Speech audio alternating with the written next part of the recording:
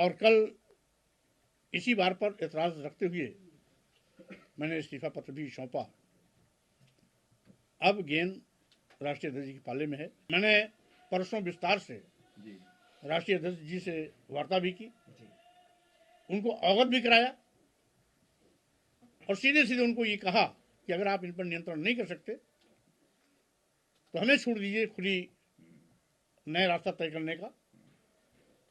मुझे जिस भी रूप में आप सहयोग चाहेंगे मैं सहयोग करता रहूंगा, लेकिन इस प्रकार की अनाप शनाप टिप्पणियों से कम मैं बचूंगा।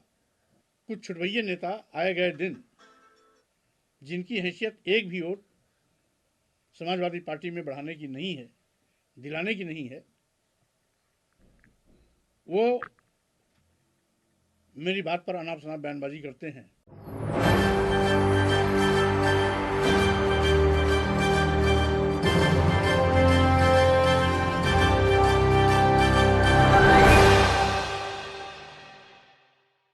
नमस्कार, मैं हूं शिखा तिवारी और आप देख रहे हैं एसपीएन 9 न्यूज।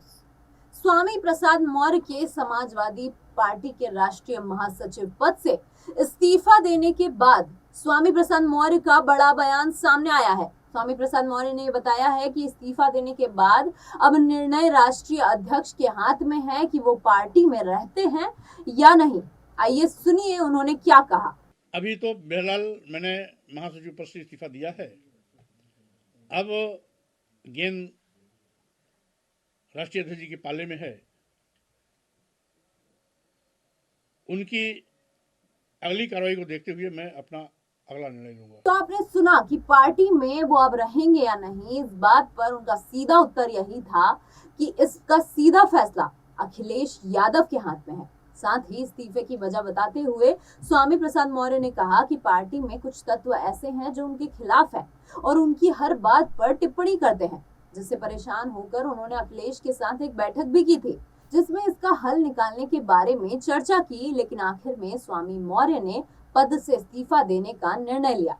आइए सुनिए उनकी ये बात। देखिए, पूरी पार्टी के कार्यकर्ता तो स्वामी प्रसाद मौर्य के साथ खड़े हैं। यहाँ तक कि समाजवादी पार्टी के पुराने तमाम साथी भी वो हमारे साथ खड़े हैं। इन्हें गिने कुछ लोग जिनकी गिनती उंगलियों पर है, ऐसे लोग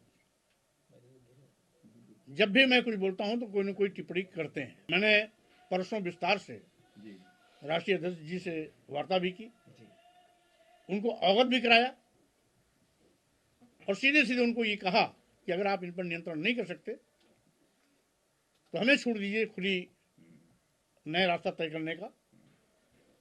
मुझे जिस भी रूप में आप सहयोग चाहेंगे मैं सहयोग करता रहूंगा, लेकिन इस प्रकार की अनाप शनाप टिप्पणियों से कम मैं बचूंगा। तो पार्टी में कुछ लोगों की टिप्पणियों से नाराजगी जताते हुए स्वामी मौर्य ने अपने इस्तीफा देने का कारण बताया और उन्होंने तमाम आरोप भी लगाए। देखिए ये वीडियो। आज जिस तरीके से SC, ST, OBC के आरक्षण के साथ खिलवाड़ हो रहा है, दलितों, आदिवासियों, पिछड़ों, अकलियत समाज पर बड़े पैमाने पर जनजातीय अत्याचार हो रही है। आज समस्याएं ही समस्याएं हैं। कहीं बेरोजगारी है तो कहीं महंगाई है, कहीं व्यापारियों का शोषण है तो कहीं किसानों के साथ हक तलफी है, कहीं अराजकता है तो कहीं लोकतंत्र खतरे में है, कहीं पर देश को कुछ लोग बेचने की तैयारी कर चुके हैं तो कहीं पर संविधान के लोग धज्जियां उड़ा रहे हैं। लेकिन इस लड़ाई को जमीन पर मजबूती से लड़ने के बजाय लोग दाएं बाएं करते रहते हैं, जबकि आज आवश्यकता है इन तमाम समस्याओं के लिए मैदान में कूदने का। तो आपने सुना किस तरीके से स्वामी मौर्य ने कहा कि आज संविधान की धज्जियां उड़ रही हैं और लोकतंत्र खतरे में है, अराजकता फैली हुई है और इस तरीके से तमाम आरोप लगाते हुए स्वामी मौर्य नजर आए। अब स्वामी मौर्य पार्टी छोड़ेंगे या नहीं, ये देखना बहुत ही दिलचस्प होगा। तो बने रहिए हमारे साथ और देखते रहिए SPN 9 न्यूज।